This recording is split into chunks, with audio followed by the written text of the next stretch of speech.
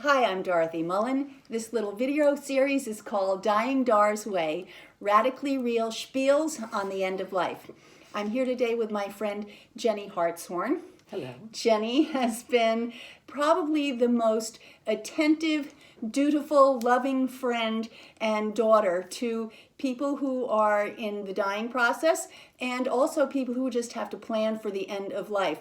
So I've asked her here today to talk about how did you choreograph all of that? When did the end of life planning process actually start?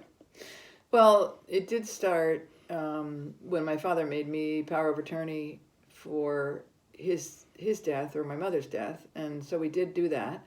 And then he also talked about me being the executrix when they were both gone. There was an estate to be dealt with, and because I had a business, he said, you'd be the great candidate. I wasn't working; my other sisters were working, and so I think it was sort of like, who's the one who has the most time and who has the experience. So I was chosen for that, and then it became clear from knowing my friend Janet, who was sick for so long. She taught me a lot about preparing for death.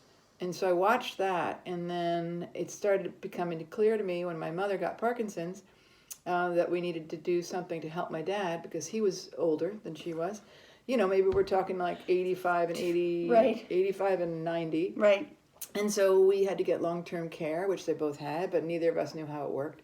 That was huge to discover how to use that and how you have to, it works very differently. You have to pay into it towards paying a healthcare person on your own for 3 months.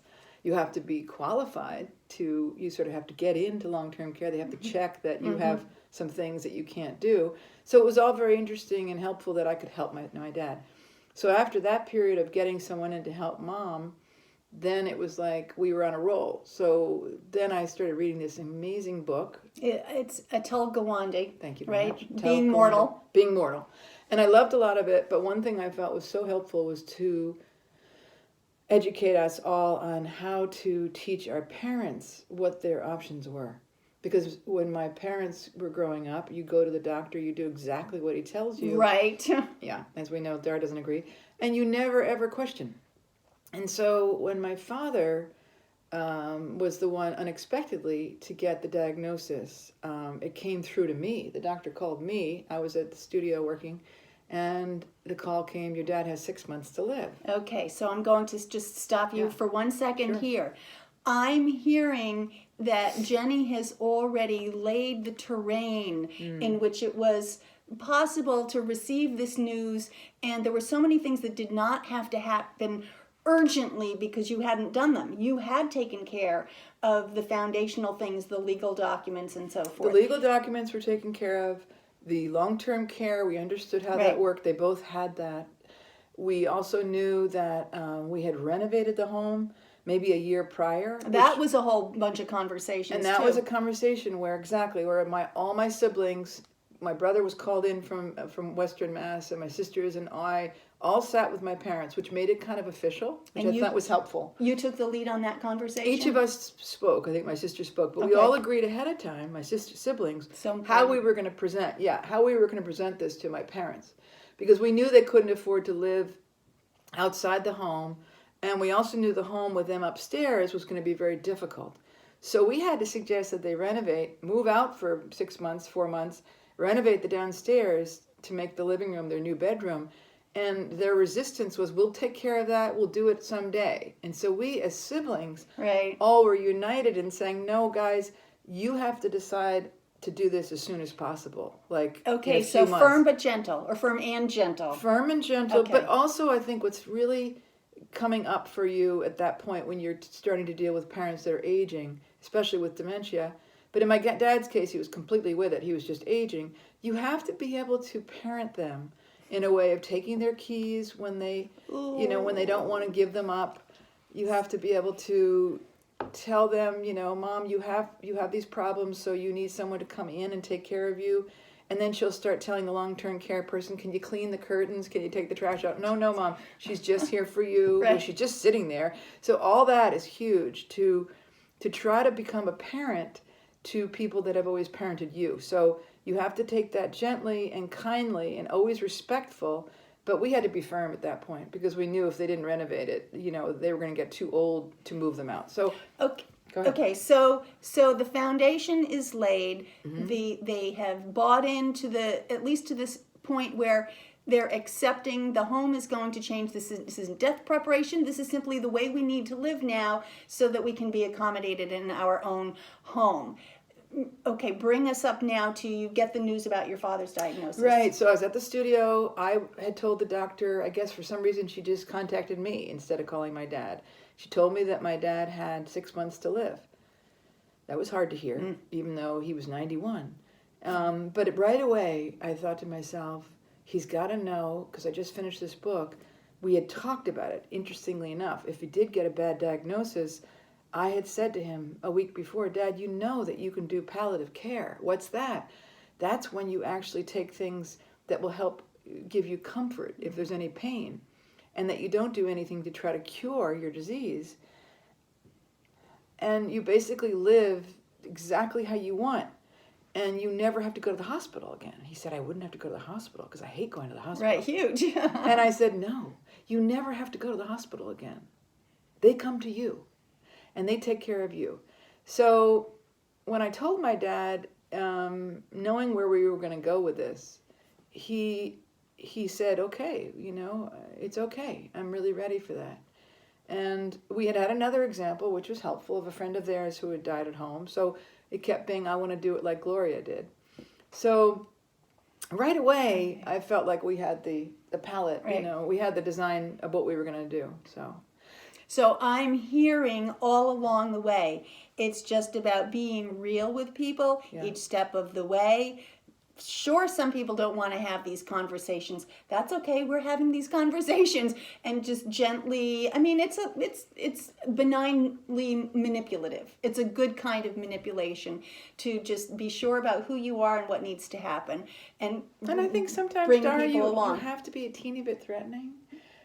You kind of have to say, Dad, Mom, if we don't prepare and we get into a jam, our only alternative would be to send you somewhere to live. Right. Well, and they go, oh, we don't want that. We don't want that. Well, no, right. And we're not trying to pressure you, but if we're not prepared, right. And in your case, you knew she knew her father's values, and his priorities was, I don't want to go to a hospital. Right. Okay, so knowing their values and priorities is really important because that informs your conversation around the motivation. One of the reasons we're doing this is because you said you don't want to ever have to go to the hospital. Right. So he said he really wanted to die at home, and in fact, when the hospice nurse came to the house, and he realized that he had 6 months to live, it was really quite a beautiful death.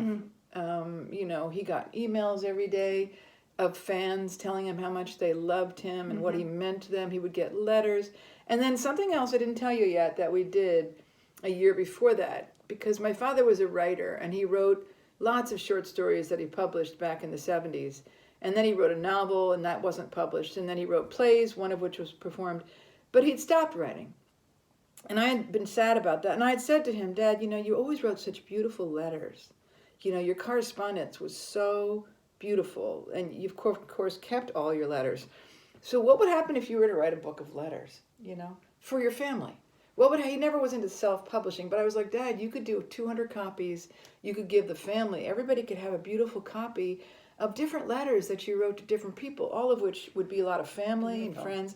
So in the end, it was interesting. The week that he got his diagnosis was the week that his book was finished, the hard copy, and it was taken, it was done.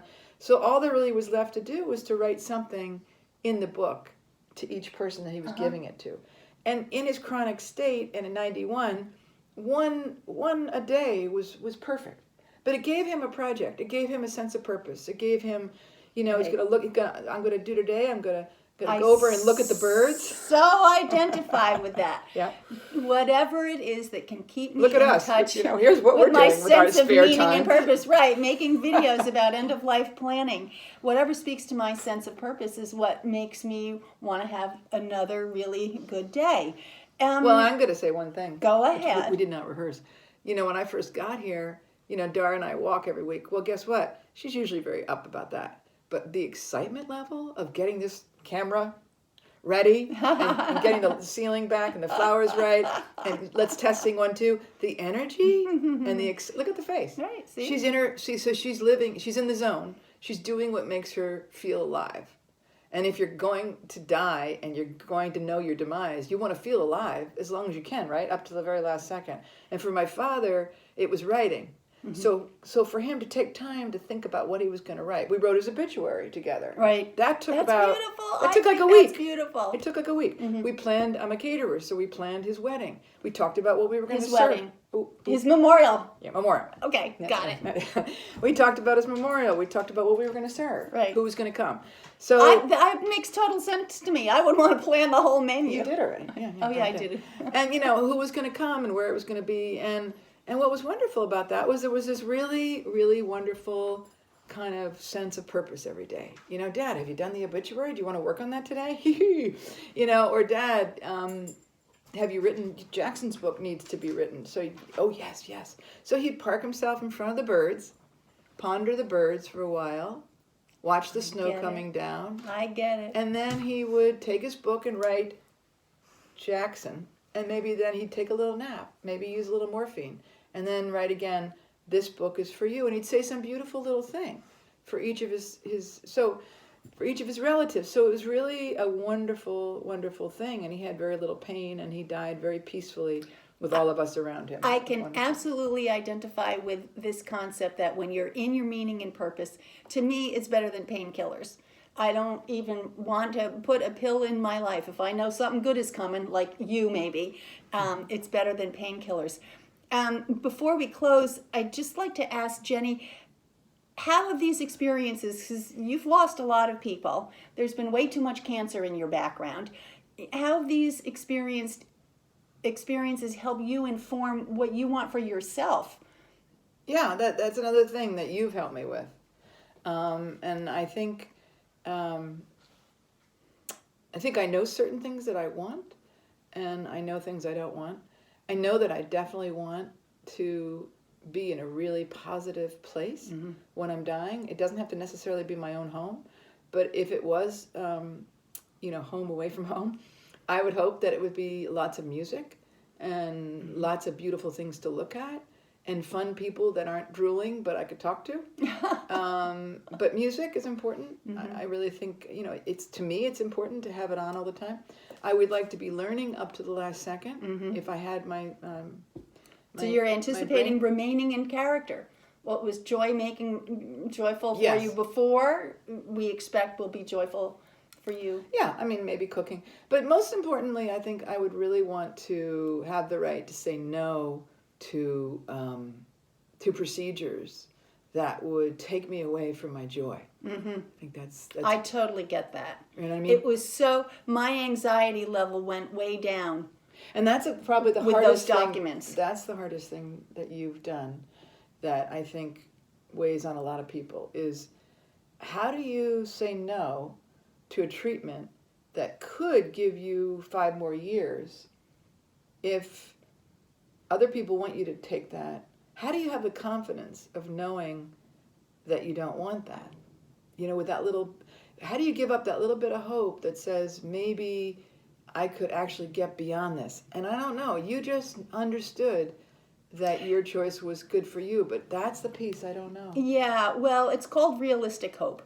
And like the emotion hope wasn't something that I really wanted to engage in because stage 4 lung cancer is like not too far after pancreatic for how surely it is that you will be dead, certainly within 5 years. The survival rate on that is very low.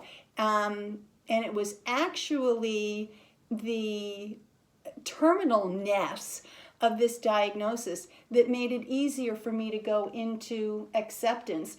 And realistic hope meant what is it that I can have as the most enjoyment, the best dying experience, rather than, I want to save my skin even if there's only a 7 or 12% chance with all of the therapies. For me, I have to always make sure I'm doing my I statements now. For me, it was a very easy decision.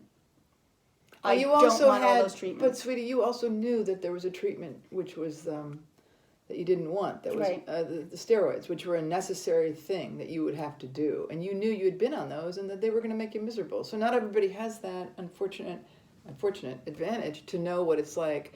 So, but I've seen firsthand what people look like on chemo and what they feel like on chemo, and so anyway, that's the piece that I don't know. Because you can't predict. Yeah, but I do know. Can't predict. Yeah, I do know that I refuse to die in a hospital. You know. Well, on that note, Yeah, I refuse to die in a hospital too. Thank you, Jenny. Mwah. Love you.